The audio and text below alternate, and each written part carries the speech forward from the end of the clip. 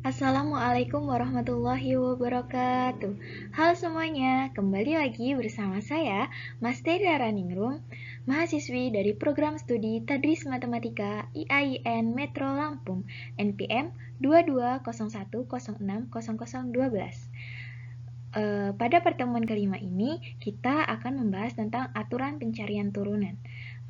Baiklah, untuk itu mari kita simak video ini dengan seksama ya teman-teman. Baik, di sini saya akan menjelaskan apa itu pencarian turunan. Nah, jadi aturan pencarian turunan itu kita bisa melihat pada gambar yang telah saya sediakan ini. Jadi, proses pencarian turunan suatu fungsi langsung dari definisi turunan, yakni dengan menyusun hasil bagi selisih. Misal, f dikali dalam kurung x plus h tutup kurung min fx per x dan menghitung limitnya dapat memakan waktu banyak dan membosankan. Jadi jika kita menyusunnya dengan menyusun hasil bagi selisihnya itu akan memakan durasi yang banyak. Jadi dengan adanya aturan pencarian turunan ini lebih memudahkan kita untuk mencari berapa sih turunan dari fungsi tersebut. Nah, ingat kembali bahwa turunan suatu fungsi f adalah fungsi lain dari f aksen. Kita lihat dalam subbab sebelumnya bahwa jika fx sama dengan x pangkat 3 plus 7x adalah rumus untuk fx, maka f aksen x adalah 3x kuadrat plus 7 adalah rumus untuk f aksen. Nah, kenapa fx sama dengan x pangkat 3 plus 7x ada menjadi turunannya menjadi 3x pangkat 2 plus 7? Nah, karena gini teman-teman, turunan dari x pangkat 3 itu 3x pangkat 2. Kenapa jadi 3x pangkat 2? Karena rumus aturan pangkat adalah n dikali x pangkat n-1. Jadi n itu tuh jumlah dari pangkatnya. Jadi kan 3-nya dipindah ke depan kan karena n dikali x. Nah, berarti n-nya tadi sudah diketahui 3 kan? Berarti 3 dikali x. Nah, berarti kan 3x kan. Nah, terus kan pangkatnya n-1. Pangkatnya kan berarti n-nya 3 dikurangi 1. Jadinya pangkatnya jadi 2 kan. Nah, makanya turunan dari x pangkat 3 adalah menjadi 3x pangkat 2. Nah, sedangkan 7x turunannya adalah 7. Nah, jadi turunan dari fungsi x sama dengan x pangkat 3 plus 7x, f aksennya adalah 3x pangkat 2 plus 7 ya teman-teman. Nah, sering kita menggunakan lambang dx untuk menunjukkan operasi diferensiasi. Nah, lambang turunan itu sebenarnya banyak sekali ya kawan-kawan. Ada dx, f aksen, terus dx per dy, dan masih banyak lagi. Ya, itulah lambang-lambang dari turunan. Nah, lambang dx mengatakan bahwa kita harus mengambil turunan terhadap variabel x. Jadi lambang dx ini harus mengambil turunan terhadap variabel x-nya. Nah, dari apa yang mengikuti begitu. Jadi kita menuliskan dx itu d itu singkatan dari kata derivatif ya, atau kata lain dari turunan. Nah, jadi turunan dari fx sama dengan f aksen x, atau dalam kasus yang baru saja disebutkan dx. Nah, kita masukkan fungsi x-nya tadi kan x pangkat 3 plus 7x sama dengan, nah, f aksen x-nya adalah 3x pangkat 2 plus 7. Nah, berarti kan dx dari fx atau turunan dari fx adalah f aksen x dengan nilai 3x pangkat 2 plus 7. Jadi, dx ini adalah contoh sebuah fungsi dx ini adalah contoh sebuah operator. Seperti pada gambar tersebut ya, adalah fungsi yang masukannya fungsi dan keluarannya adalah fungsi lain. Jadi di sini kan ini f, ini fungsi aslinya. Nah, jadi dx itu berperan di sini. Jadi dx itu f ininya dimasukkan ke sini, ke dalam turunan fungsi dx-nya. Nah, turunannya itu berapa? Nanti menghasilkan keluaran yaitu berupa f aksen x dengan bentuk fungsi lain. Seperti ini ya, x pangkat 3 plus 7x. Nah, ini masuk di sini, lalu dx-nya itu di sini. Nah, kita masukkan aturan pangkat itu seperti apa? Nah, turunannya itu seperti apa? Di sini kita mengoperasikannya kan. Makanya disebut sebuah operator atau sebuah untuk menghasilkan sebuah operasi. Kalau menghasilkan keluarannya f aksen x f aksennya yaitu 3x pangkat 2 plus 7. Jadi begitu ya teman-teman. Nah, selanjutnya kita akan mempelajari tentang apa saja sih teorema yang bisa kita terapkan dalam aturan pencarian turunan ini. Nah, jadi di sini aturan pencarian turunan itu disediakan ada 8 teorema atau 8 rumus yang bisa kita buktikan kebenarannya. Nah, yang pertama, teorema A adalah aturan fungsi konstanta. Jadi konstanta itu adalah bilangan yang tidak diikuti variabel atau bilangan yang bisa berdiri sendiri ya teman-teman. Dimana jika fx sama dengan k suatu konstanta, maka untuk sebarang x fx sama dengan 0, yakni dxk sama dengan 0, atau turunan dari konstanta atau turunan dari k sama dengan 0. Buktinya, misal kita masukkan sebarang nilai f aksen x sama dengan limit h mendekati 0, di mana kita masukkan rumusnya dx-nya, yaitu f dikali x dalam kurung x plus h tutup kurung min fx per h sama dengan limit h mendekati 0 k min k per h sama dengan limit h mendekati 0 sama dengan 0 sama dengan 0. Nah, kita masukkan sebarang nilai, misal ya kita masukkan hanya itu kan 0, mendekati 0 kan, berarti 0. X-nya itu kita masukkan semisal 1 ditambah 0, 1 kan, dikurangi 1.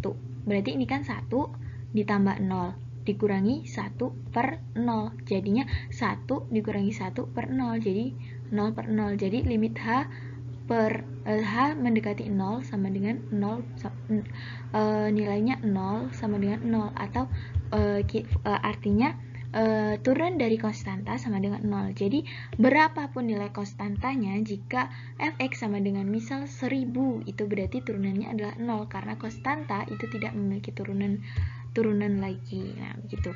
Lalu yang selanjutnya adalah teorema B atau teorema yang kedua, yaitu tentang aturan fungsi satuan. Ini disebutkan bahwa jika fx sama dengan x, maka f aksen x sama dengan 1, yakni dx dari x sama dengan 1. Buktinya yaitu f aksen x sama dengan limit h mendekati 0 fx plus h per h sama dengan limit h mendekati 0 x plus h min x per h sama dengan limit h mendekati 0 h per h sama dengan 1. Nah, sebelum menyatakan teorema yang berikutnya, kita ingatkan kembali sesuatu dari aljabar bagaimana memangkatkan suatu binomial, yaitu a plus b pangkat 2 sama dengan a pangkat 2 ditambah 2ab ditambah b pangkat 2. Jadi pengoperasiannya seperti ini ya. Kan a pangkat 2 ditambah 2 dikali A dikali B. Jadi gini, fungsinya gini, di sini terus di sini gitu. Terus B pangkat 2. Nah, jadi fungsi dari A ditambah B pangkat 2 adalah A kuadrat plus 2AB ditambah B kuadrat. Nah, lalu selanjutnya yaitu A plus B pangkat 3 adalah sama saja seperti tadi, bedanya adalah di 3A pangkat 2 plus B. Nah, ini tuh A pangkat 3, terus 3A, terus 3A pangkat 2 plus dikali B ditambah, ya begitulah pokoknya sehingga binomialnya yaitu A ditambah B pangkat N sama dengan A pangkat N ditambah NA N min 1 dikali B ditambah N dikali dalam kurung N min 1 tutup kurung per 2 dikali a n min 2 dikali b pangkat 2 ditambah sampai dengan ditambah n a b n pangkat 1 ditambah b pangkat n. Nah, itu untuk mempelajari teorema selanjutnya. Jadi aturan fungsi satuan dimana jika fx sama dengan x itu adalah 1 ya teman-teman. Lalu yang selanjutnya adalah aturan pangkat. Nah, ini aturan pangkat yang saya terapkan pada soal yang pertama saya jelaskan tadi. Nah, dimana jika fx sama dengan x pangkat n dengan n bilangan positif, maka f aksen x sama dengan n dikali x n pangkat n min 1, yakni dx x pangkat n sama dengan n x n min 1. Buktinya adalah ini, kalian bisa baca sendiri ya, seperti yang saya jelaskan tadi. Lalu yang selanjutnya adalah aturan kelipatan konstanta.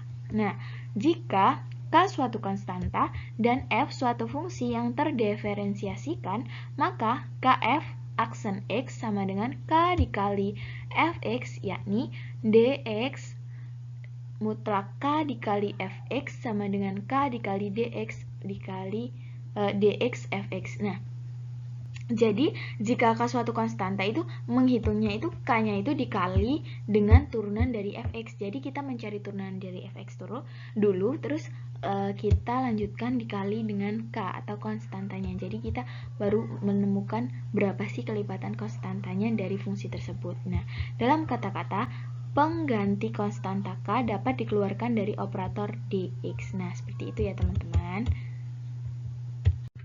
Nah, yang selanjutnya yaitu 4 teorema lanjutan dari yang tadi, karena sudah saya sebutkan sebelumnya ya, bahwa aturan pencarian turunan ini ada 8 aturan teorema, yaitu dari teorema A sampai dengan teorema H. Nah, teorema H ini ada kesalahan teknis sedikit teman-teman. Sebenarnya ini aturan hasil bagi, bukan aturan hasil kali, tapi ada kesalahan sedikit, jadi dia diulang menjadi aturan hasil kali. Sebenarnya ini aturan hasil bagi ya teman-teman. Nah, untuk teorema selanjutnya yaitu teorema F atau membahas tentang aturan jumlah.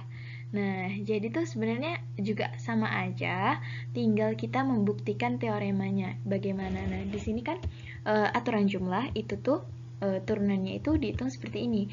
Dx atau turunan dari Fx ditambah Gx adalah turunan Fx ditambah turunan Gx. Jadi ketika kita menemukan dua fungsi dan pertanyaannya itu carilah berapa jumlah dari turunan tersebut. Nah, ya udah berarti kita dua fungsi tersebut kita turunin berapa? Nah, fungsi Fx-nya itu kita turunin, hasilnya berapa ditambah hasil dari turunan fungsi Gx-nya. Nah, jadi tinggal kita tambahkan, kita ketemu hasilnya. Jadi begitu. Nah, lalu selanjutnya yaitu teorema F, juga sama aja seperti teorema aturan jumlah, tinggal dikurangi. Jadi turunan dari Fx-nya berapa dikurangi turunan dari Gx-nya berapa, begitu. Nah, terus aturan yang selanjutnya yaitu teorema G, yaitu atau aturan hasil kali. Nah, ini juga sama aja teman-teman, bedanya itu hanya ditukar. Jadi ada tambahannya. Kalau yang penjumlahan dan pengurangan tadi kan hanya misalnya fungsinya berapa dikurangi fungsi berapa, terus fungsi berapa ditambah fungsi berapa. Nah, kalau yang ini beda. Yang ini itu fungsi x dikali turunan dari fungsi gx ditambah fungsi gx dikali dari turunan fungsi x. Jadi dia dipindah ruas. Jadi fungsi x-nya dikali turunan fungsi gx, terus fungsi gx-nya dikali turunan dari fungsi fx. Jadi begitu aturan hasil kali itu. Nah, lalu aturan hasil bagi. Nah, ini teorema yang terakhir yaitu misalkan f dan g adalah fungsi-fungsi yang terdiferensiasikan dengan gx tidak sama dengan 0, maka f per g aksen x sama dengan gx dikali fx dikurangi fx dikali g aksen x per g pangkat 2x, atau sama dengan yaitu dx fx per gx sama dengan gx dikali turunan fx dikurangi fx dikali turunan gx per g pangkat 2x. Nah, itu untuk aturan hasil kali. Kita kalau membuktikan ini ya udah tinggal teman-teman masukin sebarang nilai, nanti juga hasilnya seperti ini. Nah, begitu. Jadi itu tadi 8 teorema dari aturan pencarian turunan. Mudah kan teman-teman? Nah, itulah tadi bagaimana cara-cara untuk menyelesaikan dari aturan pencarian turunan. Teman-teman pasti senang lah ya seharusnya belajar seperti ini. Ini simple kok teman-teman. Teman-teman tinggal mempelajari bagaimana teorema itu, sesuaikan dengan teorema itu, nanti kita akan menghasilkan berapa jawabannya dari soal yang disediakan gitu. Nah, matematika menyenangkan bukan? Nah, maka dari itu, masuk yuk ke jurusan matematika. Dijamin full senyum terus. Nah, itu tadi pembahasan kita kali ini ya teman-teman. Mungkin itu saja pembahasan kita untuk pertemuan kali ini. Nah, mungkin cukup itu saja materi yang bisa saya sampaikan. Kurang dan lebihnya saya mohon maaf, dan kepada Allah saya mohon ampun. Untuk teman-teman, jika ingin atau minat untuk belajar kembali bersama saya, teman-teman bisa memfollow IG saya, yaitu IG-nya @masterylearner. Nah, itu tuh dari nama saya singkatan, tapi singkat hanya dihilangkan huruf vokalnya saja. Nama saya yaitu Masteri Raraningrum. Nah, di Gmailnya itu nama saya yaitu masteriraran@gmail.com. Jika teman-teman minat bisa menghubungi saya ya teman-teman. Nah, mungkin itu saja yang bisa saya sampaikan. Akhirul kalam, Allahumma fiq ila aqwamit thoriq. Wassalamualaikum warahmatullahi wabarakatuh. Sampai jumpa teman-teman.